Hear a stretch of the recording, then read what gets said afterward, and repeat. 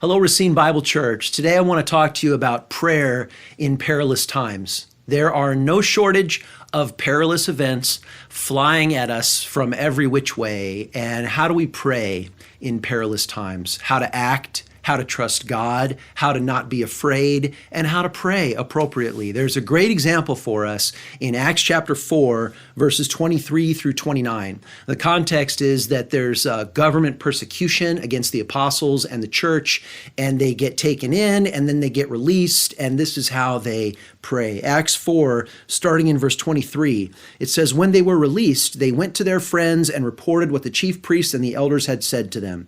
And when they heard it, they lifted up their voices together to God and said, 'Sovereign Lord, who made the heavens and the earth and the sea and everything in them, who through the mouth of our father David, your servant, said by the Holy Spirit, why did the Gentiles rage? Why did the peoples plot in vain? The kings of the earth set themselves, and the rulers of the earth gathered together against the Lord and against his anointed. For truly in this city there were gathered together against your holy servant Jesus, whom you anointed, both Herod and Pontius Pilate, along with the Gentiles and the people of Israel, to do whatever your hand and your plan had predestined to take place. And now, Lord, look upon their threats and grant to your servants to continue to speak your word with all boldness.'"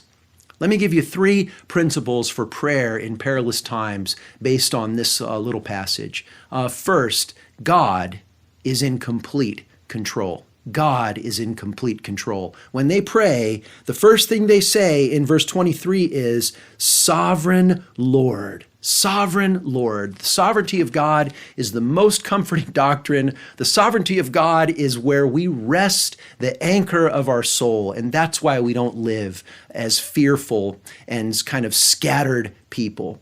God is sovereign over all things, and that leads to the second principle about prayer in perilous times, and that is God created all things. That's our second principle, and it comes right out of their prayer. They say there in verse 24, "Sovereign Lord, who made the heavens and the earth and the sea and everything in them." God created everything.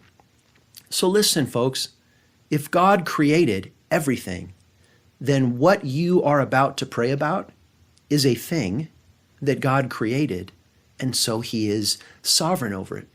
We are praying to the one who made absolutely everything. Even when our prayers go into the realm of the spiritual and the angelic and the demonic, it is God who made all things and all creatures in heaven and on the earth and underneath the earth. So whatever challenge we're facing, we can pray to God knowing that it came from him, and there is nothing outside of his sovereign authorship and his sovereign control.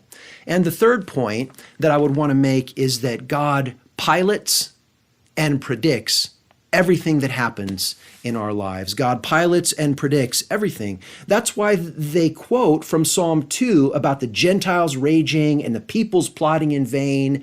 This is a psalm written so many years ago about David, fulfilled in David's life, also fulfilled in the first coming of Jesus, and yet to be fulfilled in the second coming of Jesus. So in our prayers, if we can lift up the word of God and remember that God pilots and predicts and controls all of these events, then this is why when we lift up what's happening in our lives to him, we can trust him. And as they conclude their prayer in verse 28, they say, "And now, Lord, look upon their threats and grant to your servants boldness." There's a present, hey, this day I need my daily protection. This day I need my boldness. Because God is sovereign, because God created all things, because God predicts and pilots all things. This day I lift up my prayers to God in confidence and in hope and trust that he will lead us and guide us. Listen, church, God is at work. These are difficult days that we are living in, and there are things that are happening around us. Even the unity of the church